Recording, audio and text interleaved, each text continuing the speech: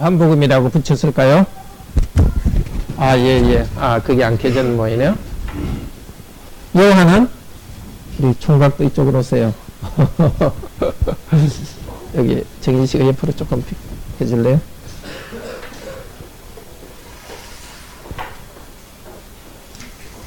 왜 요한이라고 붙였어요? 쓴 사람이 요한이니까. 왜 복음이라고 붙였어요?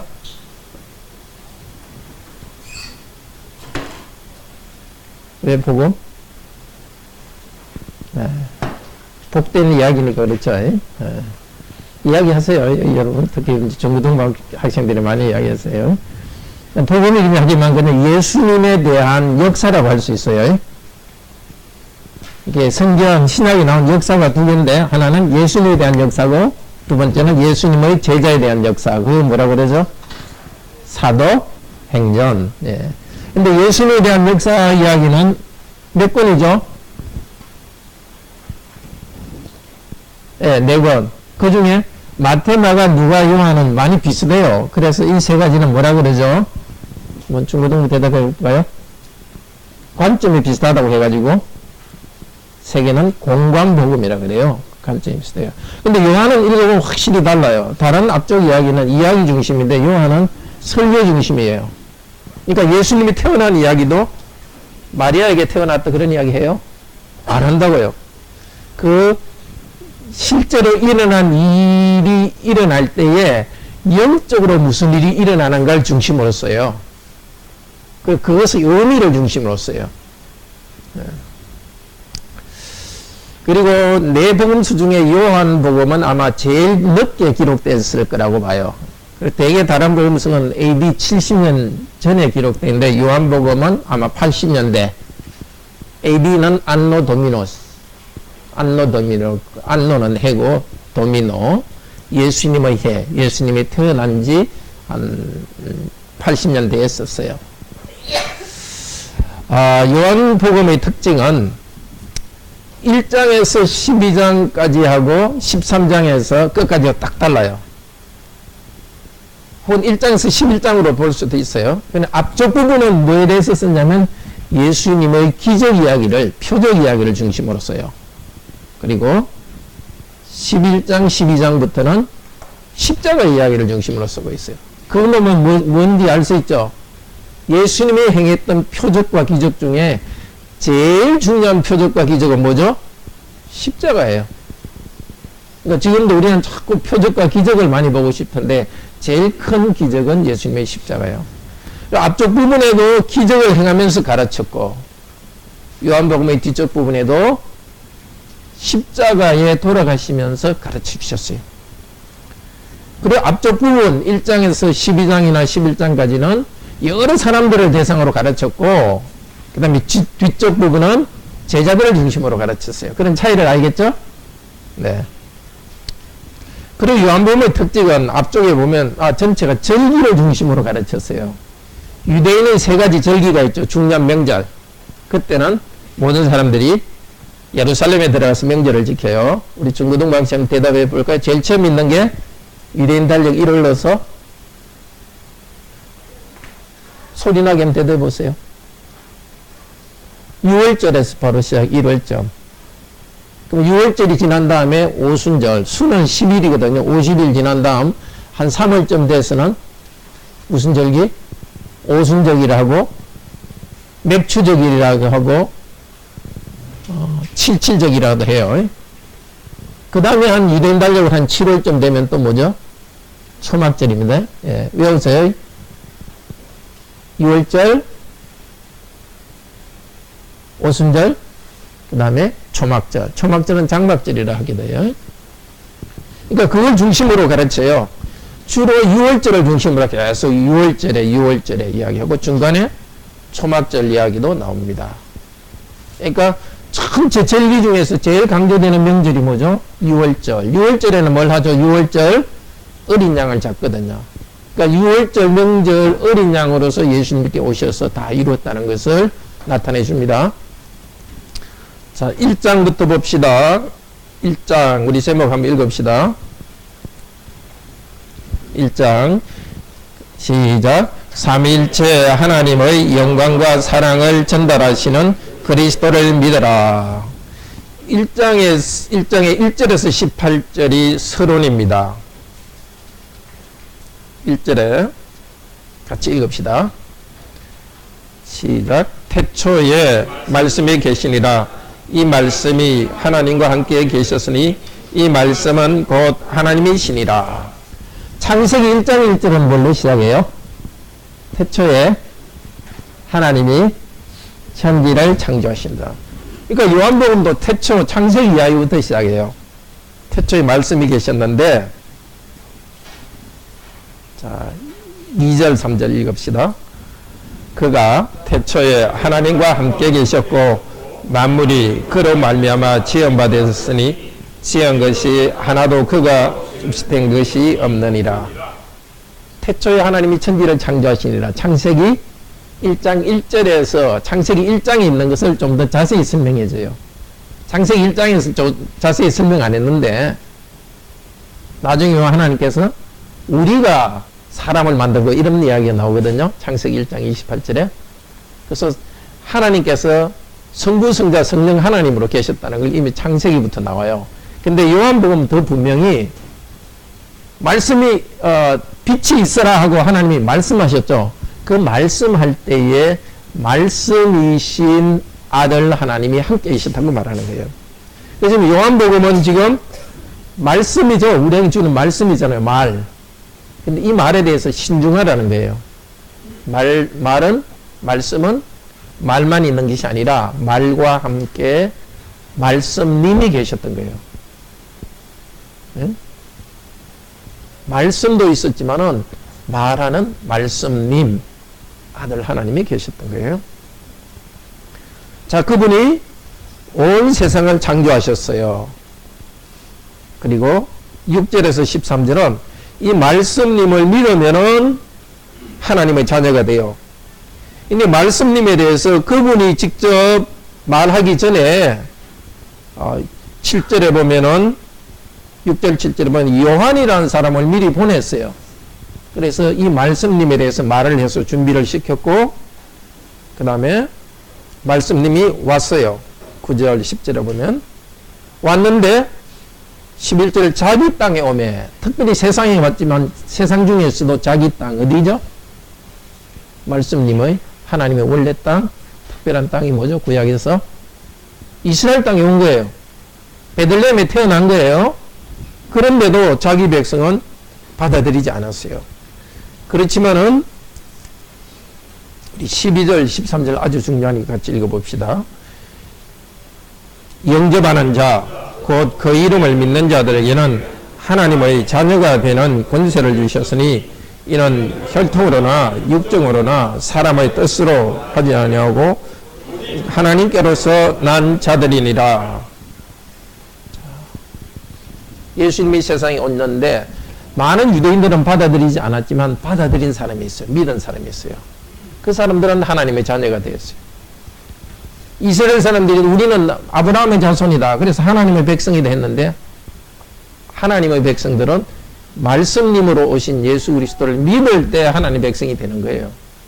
근데 오직 믿은 사람들만 하나님의 자녀가 되었어요. 혈통으로 되지 않아요. 우리가 특히 어릴 때부터 믿고 유아세례 받은 사람들 그거 너무 자랑해서는 안 돼요. 유아세례 주신 건 하나님 은혜지만은 어릴 때부터 믿은 거 하나님 은혜지만 그 유아세례 받고 교회 오래 다녔다고 되는 게 아니라 어떻게 해요?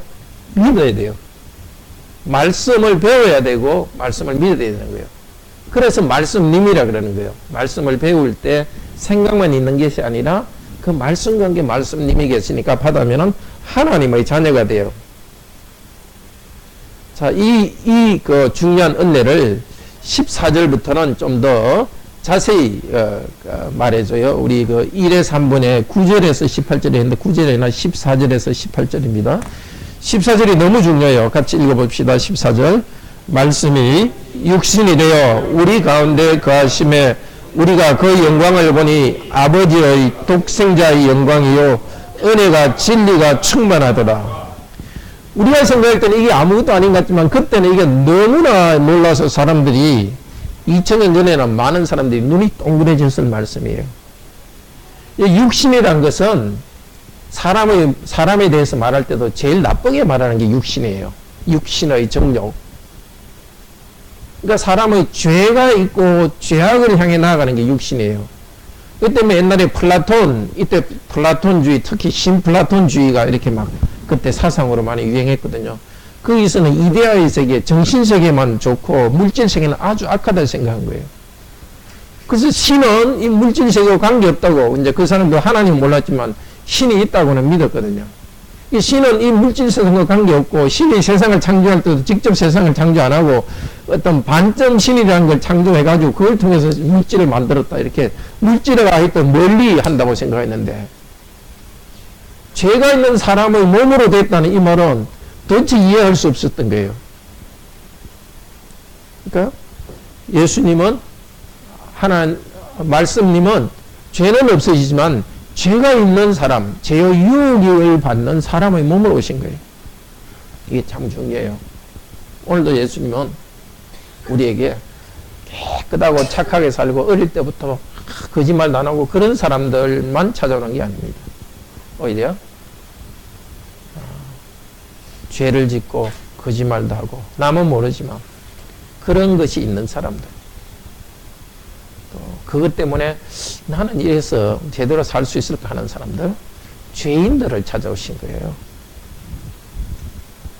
우리 가운데 거하신다고 됐지만 이 원래 뜻은 천막 치셨다는 뜻이고 또 성막 치셨다는 건데, 같은 말의 구약에서는 성막이라 그래요.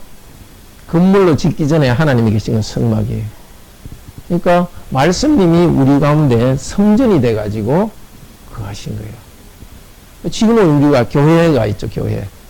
그러니까 제자들 공동체 안에 교회 대신에, 구약의 성전 대신에 교회 안에 말씀이 직접 계신 거예요. 이제는 성전에 갈 필요 없고, 예루살렘은 성지가 아니에요. 성지순례라는 게 말이 안 돼요. 성지는 다른 데 아니라 여기가 성지예요, 여기. 교회가 뭐냐, 이것이 성지예요. 이 육신이 되어서 예수님의 몸인 여기에 계시고, 이제는 예수님 만나러 가려면 성지에 가면 가까이 가는 게 아니라 여기 교회 안에서 예수님 이름 부르고 믿을 때 하나님이 우리를 만나주세요. 은혜와 진리가 충만하다. 이게 14절에 은혜와 진리, 구약 성경에 나오는 시편에 보면 은혜와 진리라는 말이 많이 나와요. 이 헤세드인데, 은혜가 구약의 헤세드를 번역한 건데, 헤세드는 뭐죠? 하나님의 언약적인 사랑을 이야기하죠. 무조건적 사랑하는 것. 진리는 거짓말이 아니고 진짜라는 뜻도 되지만은 신실하다는 뜻이에요. 신실하게 우리를 사랑하셨던 그 하나님의 신실한 사랑이 예수님 안에 충만했고, 그 다음에 17절에 보면 은혜와 진리를 받았다 그럽니다. 예수님을 믿는 사람은 하나님의 은혜를 받고 신실한 사랑을 받습니다. 우리에게 예수님 믿고 믿은 우리들 계속 사랑해 주시고 흔들리지 않습니다. 자, 앞쪽 부분이 좀 길어졌는데요. 이게 서로니까 요한복음 전체의 내용이에요. 앞으로 요한이 이 복음서에 쓸 말씀 있죠. 말씀 읽을 때 신중하게 읽으라고 이 말한 겁니다. 말씀만 읽는 게 아니라 말씀님이 지금도 함께 하시고 우리에게 은혜와 진리를 주시는 겁니다. 자, 이제 19절에서 34절은 세례 요한이 예수님은 하나님의 아들이라는 걸 증거했습니다. 이제 19절에 이제 세례 요한이 예수님에 대해서 전하니까 예루살렘에서 대제사장들과 예인들이 요한에게 사람을 보냈어요. 네가 그리스도냐? 왜냐하면 세례 요한이 구약의 하나님 말씀을 이제 새로운 시대에 잘 전하니까, 요한은 나는 아니다 이랬어요. 나는 그리스도도 아니다. 그리고 뭐라 그럽니까? 27절에 보면 내 뒤에 오는 그분이 있다 하고, 26절에는 너희 가운데 너희가 알지 못하는 한 사람이 서 있다.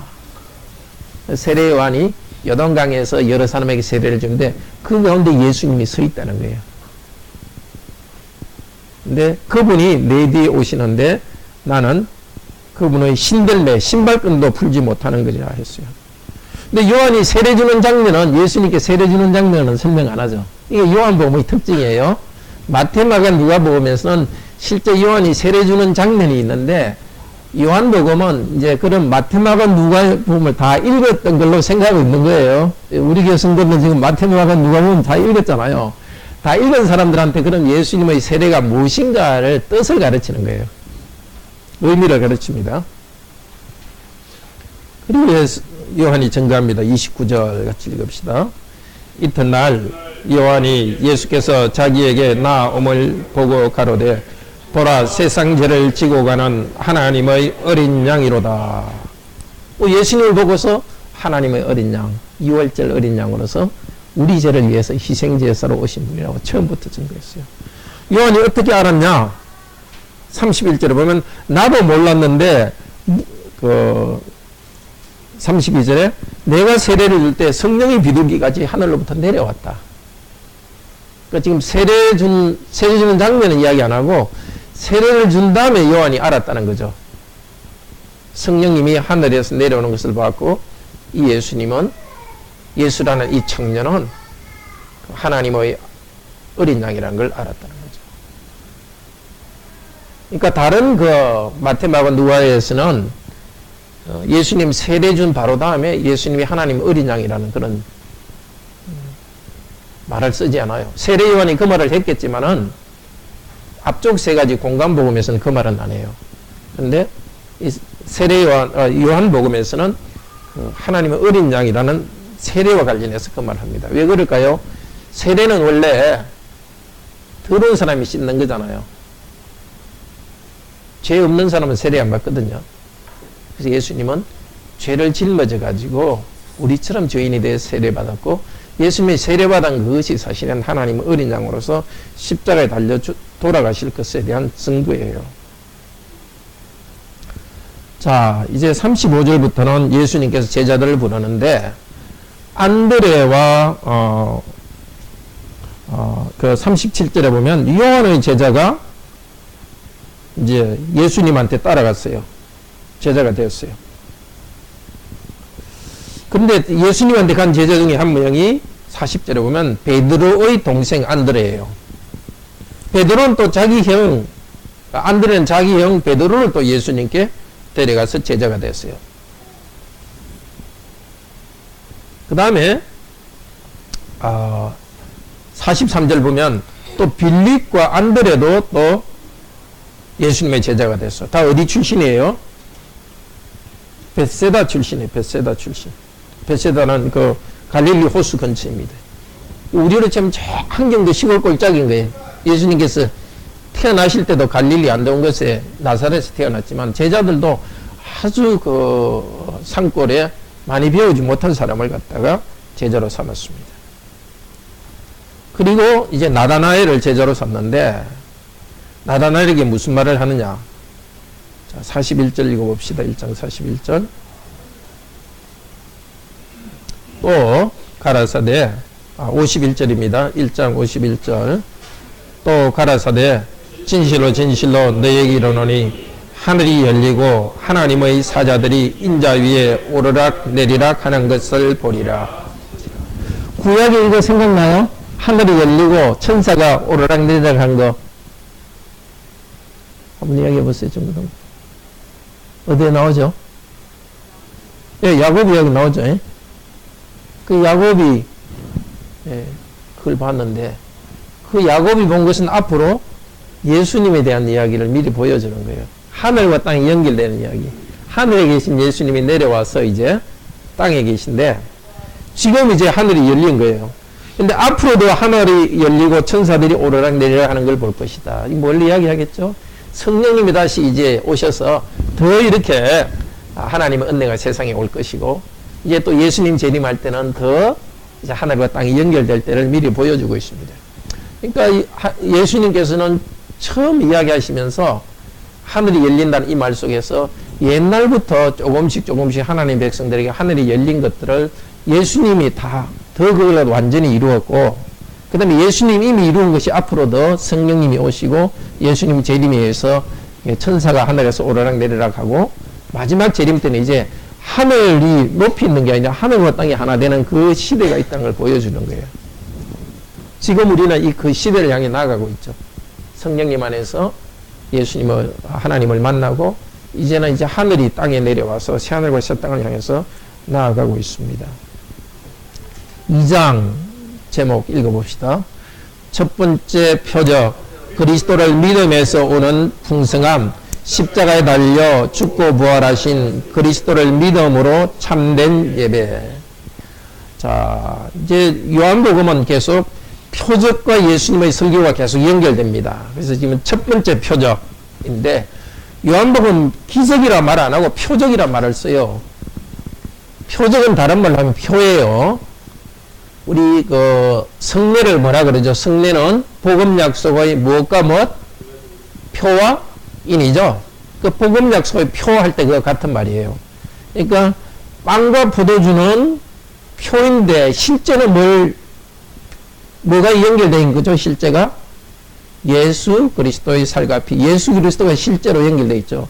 마찬가지예요. 예수님의 기적은 그냥 사람들이 와 놀랍다 기적을 보러 한 것이 아니라 표적으로 보러 한 거예요. 빵과 포도주를 보면서 예수님과 영적 교제를 했듯이 이제 앞으로 요한복음에 있는 표적을 읽을 때 이 예수라는 청년은 하나님의 아들이고 그리스도라는 것을 나타내는 표지판이에요. 그래서 표적을 보면서 예수님을 점점 하나님의 아들로서 알아가도록 하기 위해서 표적을 준 거예요. 그러니까 이 모든 표적은 예수님이 누구인가를 나타내는 거예요. 그러니까 요즘 우리가 자꾸 기적 구하는 것은 문제가 많아요. 물론 우리가 병 걸렸을 때 하나님께 기도하면 기적으로 낫게 해주실 때 하나 있어요. 우리 기도를 들어주세요. 사람으로 불가능한 걸 들어주세요. 그렇지만 이런 예수님이 살아계셨을 때의 표적과는 전혀 다르다는 걸 알아야 돼요. 물론 우리에게 지금 기적을 베풀어 주시는 것도 사실은 예수님을 잘 믿도록 믿음을 갖도록 하기 위해서 그런 점에서는 비슷해요. 어쨌든 우리가 지금도 뭔가 힘들 때 하나님께 기도할 때 표적 그 자체를 구해서는 안 되고 예수님은 정말 살아계시다. 하나님 나를 사랑하신다는 것을 깨닫고 믿음이 더 높아지도록 하기 위해서 구해야 되는 거예요. 첫 번째 표적은 물로 포도주를 만들었어요. 근데 물로 포도주를 만든 것은 요엘서에 보면은 그날이 되면은 요엘서 마지막 장에 보면 그날이 되면 산이 포도주를 흘릴 것이다. 그런 말이 있어요. 그만큼 이제 그날 예수 그리스도께서 오시면 너무 풍요로운 복을 누릴 것이다라는 그 예언을 한 거예요. 이제 그 예언이 이루어졌다는 것을 나타내기 위해서 물을 포도주로 만들었어요. 이제는 잔치의 풍요로움, 그 풍요가 넘친다는 것을 이 포도주를 잔치를 통해서 보여주는데 이걸 통해서 뭘 나타내는 거죠? 예수님은 우리에게 참 기쁨과 생명을 주시는 분이라는 걸 가르쳐 주는 거예요. 포도주가 없더라도 잔치가 없더라도 우리는 예수 그리스도를 믿을 때 우리 안에서 기쁨의 생명이 흘러 넘치는 거예요. 고난 가운데서도 그 은혜가 넘친다는 것이 이게 나타나 있습니다. 바로 다음에 예수님의 고난에 대한 이야기가 나옵니다. 성전에 가셨는데 언제요? 2장 13절에 보면은 성전 안에서 그 다음에 13절에 보면 언제? 6월절에 이걸 보면 6월절에 가신 걸 알 수 있어요. 6월절 어린 양 예수께서 6월절 성전에 들어갔는데 이 성전 안에서 장사하고 있는 거예요. 그거 원래 나쁜 건 아니었어요. 재물을 멀리서 100km 되는데 양이나 그 염소 끌고 오려면 너무 힘들잖아요. 그래서 돈을 가져와 가지고 성전에서 바꾸도록 했는데 문제는 기도할 장소도 없애버렸어요. 그래서 예수님께서 사람을 쫓아냈고 그러면서 뭘 그래요? 이 성전을 허물어라. 19절. 내가 3일 동안 일으키겠다. 46년 동안 지은 성전인데 너무 돌로 화려하게 헤롯이 지은 성전이에요. 어떻게 해요? 그게 뭐라고요? 21절 한번 읽어봅시다. 21절 22절. 그러나 예수는 성전된 자기 육체를 가리켜 말씀하신 것이라 죽은 자 가운데서 살아난 후에야 제자들이 이 말씀하신 것을 기억하고 성경과 및 예수의 하신 말씀을 믿었더라. 사실 성전에서 비둘기를 쫓아낸 것도 기적은 아니지만 표적이에요. 성전을 정결케 한 것도. 단순히 깨끗하게 한 것이 아니라 성전을 파괴하는 거예요. 그 성전을 무너뜨리고 이제 예수님이 새로운 성전이 되시고 예수님이 당신의 몸을 갖다가 무너뜨리시고 다시 살 것을 미리 예언했는데 제자들은 그때는 몰랐어요. 예수님이 부활하신 다음에 이 말을 알았어요. 그러니까 예수님은 제자들이 그때는 몰랐지만 앞으로 그 성령님을 통해서 깨닫게 해주려고 그런 행위로서 일종의 말씀을 했고 또 말씀으로 또 가르쳤어요. 지금도 이 성경 말씀 우리가 깨닫지 못하는 말씀 이렇게 주셨지만은 계속 앞으로 깨달으라고 말씀을 주신 거예요. 그리고 이제 이때 아마 예루살렘에 이제 계셨는데 그때 사람들이 표적을 보고 예수님을 믿었으나 24절 읽어봅시다. 24절 예수는 그 몸을 저에게 의탁지 아니하셨으니 이는 친히 모든 사람이 또 25절 읽읍시다. 친히 또 친히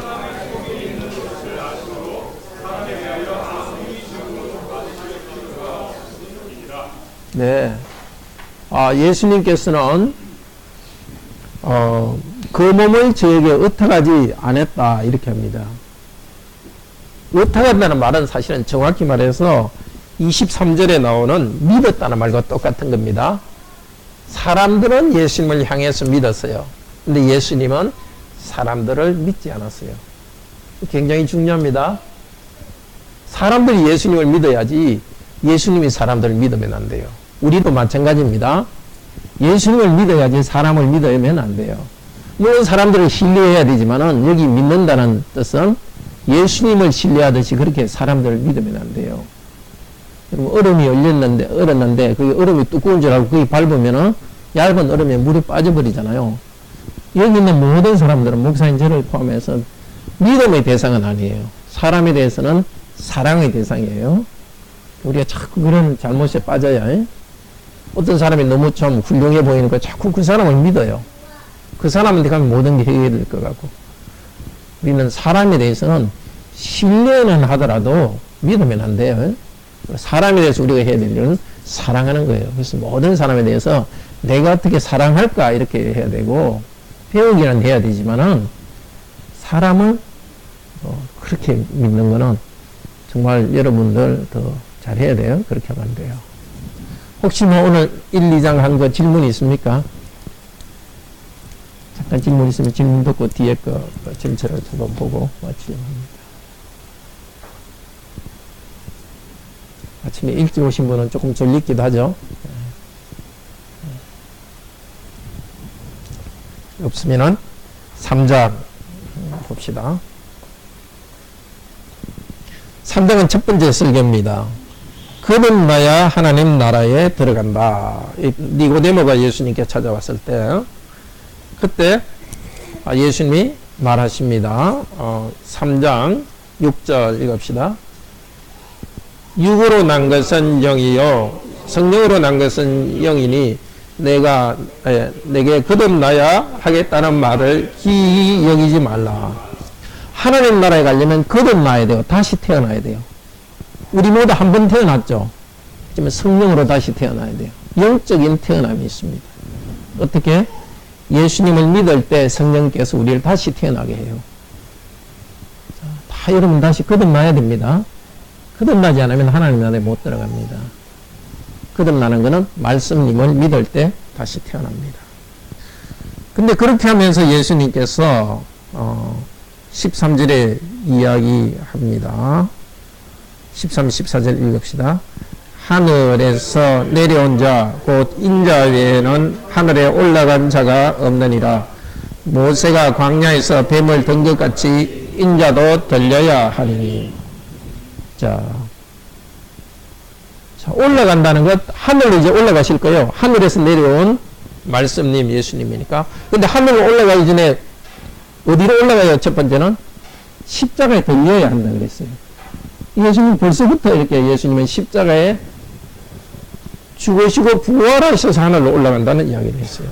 그 이유는 3장 16절 외우죠? 읽읍시다. 하나님이 세상을 이처럼 사랑하사 독생자를 주고 주셨으니 누구든지 저를 믿는 자마다 멸망치 않고 영생을 얻게 하려 하십니다. 우리에게 영생을 주기 위해서 십자가에서 들려야 했습니다. 그 큰 고난을 통해서 우리에게 영생을 주셨으니까 정말 감사하면서 예수님 이름 부르며 믿고 나갑시다. 자, 4장에는 두 번째 설교입니다. 사마리아 성 여인에게 만나서 예수님이 자신이 메시아이심을 가르쳤고, 또 4장에서 두 번째 표적으로 왕의 아들의 병을 고쳐주십니다. 여자에게 물을 주신다고 하시면서 물 이야기를 하면서 14절, 4장 14절 읽읍시다. 내가 주는 물을 먹는 자는 영원히 목마르지 아니하리니 나의 주는 물은 그 속에서 영생하도록 솟아나는 샘물이 되리라. 예수님을 믿으면은 뱃속에서 영생하도록 솟아나는 샘물이 되는 거예요. 이 배라는 것은 옛날 시대에는 이거 마음이라는 뜻을 말했어요. 우리 마음 안에서, 우리 영혼을 안에서 말할 수 없는 생명을 주십니다. 근데 4장을 잘 관찰해 보시면 앞쪽 부분에는 사마리아 여인을 만나는 이야기와 또 4장 19절 부분, 39절 뒷부분에는 또 사마리아 성에 예수님이 그 3일 이틀 동안 더 있었다는 이야기예요. 근데 가운데 이야기는 뭐냐면 예수님과 제자들의 이야기예요. 그러니까 예수님께서는 하나님 뜻을 행하고 제자들에게 복음을 전하라 그랬어요. 이걸 샌드위치 구조라 그러죠. 사마리아 사람, 예수님과 제자들의 이야기. 이 사람들이 생명을 얻게 되는 것은 예수님께서 하나님의 일, 십자가에 죽으시고 부활하시는 일을 하고 제자들이 복음을 전할 때 생명을 얻게 됩니다. 복음 전도가 그렇게 말씀을 듣고 배우는 게 중요합니다. 말씀을 듣고 배울 때 생명을 얻습니다. 자, 5장은 제목만 읽읍시다. 5장 교재에 있는 제목 읽읍시다. 세 번째 표적, 안식일에 병자를 고침, 하나님의 생명 주시는 분. 예수님은 하나님의 생명 주시는 분을 가르치기 위해서입니다. 다 세 번째 설교 읽읍시다. 세 번째 설교 5가지 증거, 예수, 요한, 기적, 하나님, 구약 성경. 이것들이 예수님은 에 대해서 바로 증거합니다. 6장. 6장은 언제 있은 일입니까? 6장 4절에 보면 유대인의 명절인 6월절이 가까우니라. 다시 또 6월절 이야기입니다. 6월절에 예수님께서 오병이어의 기적을 행하십니다. 그리고 6장 16절부터는 무리로 걸으시는 그 5번째 표적을 행하십니다. 그리고 나서 예수님께서 이 떡과 포도주를 먹이신 것의 의미를 22절부터 끝까지 설명해요. 네 번째 설교죠. 빵과 포도주를 6월절에 먹였죠. 6월절에 원래 이스라엘 백성들이 6월절에는 그 떡을 먹고 빵을 먹잖아요. 근데 가난해서 먹지 못하는 사람들에게 예수님께서 들판에서 기적을 베풀어서 다 먹게 하셨어요. 들판은 6월절 식사였는데 들판은 6월절 식사는 앞으로 올 성찬을 미리 보여주는 거예요.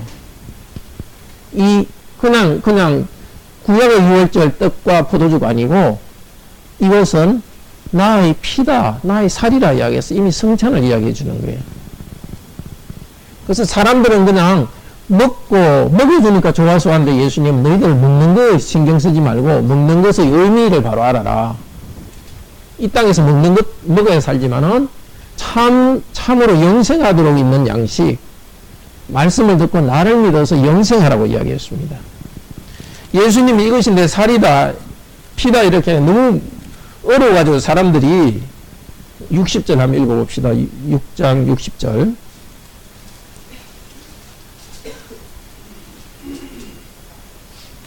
같이 읽읍시다. 제자 중 여럿이 듣고 말하되 이 말씀은 어렵도다. 누가 들을 수 있느냐? 그 말이 어렵다 하니까 예수님이 63절 아주 중요한 이야기를 합니다. 읽읍시다. 살리는 것은 영이니 육은 무익하니라. 내가 너에게 이런 말이 영이요 생명이니라. 예수님이 성찬에 대해서도 가르치고 이러니까 좀 어렵다 하니까 예수님이 내가 너에게 이런 말씀이 성령이요 생명이다. 이 말씀을 사용해서 성령님이 일하시는 거예요. 어렵지만 말씀을 배울 때에 우리가 참된 생명을 누리는 거예요. 어렵다고 어떻게 했어요? 6절에 보면 많은 사람이 물러가고, 이거는 물러간다는 건 떠났다는 겁니다. 예수님 따라서 배우다가 이거 너무 어려워가지고 못 알아듣겠다 이거. 예수님 설교도 너무 힘들고 이 성장이 무슨 뜻인지 모르겠고 하면서 떠나갔어요. 그러니까 예수님께서 이 장면이 재밌어요. 67절에 예수님이 좀 5,000명이나 왔는데 다 떠나가고 얼마밖에 안 되니까 예수님이 우리말 좀 기가 차서 제자들 보고 너희들도 갈래? 이렇게 물었어요. 그러니까 베드로가 대표로 68절 읽어봅시다. 시몬 베드로가 대답하되 주여 영생의 말씀이 계시니 우리가 네게 가오리까. 어렵다고 떠나갔지만 그래도 많이 배우지 못한 베드로와 여자 제자들은 끝까지 예수님 곁에 있어서 말씀을 배웠어요. 예수님 있는 곳에 뭐가 있었죠? 성찬이 있었고 말씀이 있었어요. 어렵다고 쉬운 걸 따라서 우리 가면 안 돼요. 재밌는 걸 따라가서는 안 되고 항상 하나님의 말씀이 있는 곳, 성례가 바로 되는 그 교회에서 어렵더라도 말씀을 잘 배우고 있을 때 성령께서 우리에게 새 생명 주시는 겁니다. 같이 기도합시다. 감사합니다. 말씀민이신 하나님께서 사람이 되셔서 2000년 전에 제자들에게 직접 보이시고 가르쳤습니다. 여러 가지 표적을 행하셔서 그 예수님 그 청년이 바로 말씀님 영원하신 하나님이라는 것을 가르쳐 주었습니다. 사람들은 어렵다 하면서 떠났습니다. 먹고 예수님이 먹을 걸 줄 때는 좋아하다가 영생의 양식에 대해서 가르치니까 어렵다 하고 떠났습니다. 또 성찬에 대해서 가르칠 때도 어렵다 하고 떠났습니다. 그러나 하나님께 선택하신 자들, 제자들은 영생의 말씀과 좀 영생을 주는 성찬이 있는 그 예수님 주위에 머물러 있으면서 참 생명으로 향해 나아갔습니다. 그 이후에 하나님께서는 교회에 예수님께서는 말씀과 성례를 주셔서 이 영적으로 그리스도를 만나고 영생을 누리도록 하셨습니다. 우리가 말씀을 배우고 성례를 소중히 여기면서 성령님 안에서 새 생명을 풍성히 누리게 도옵소서. 주 예수 그리스도 이름으로 기도드립니다. 아멘.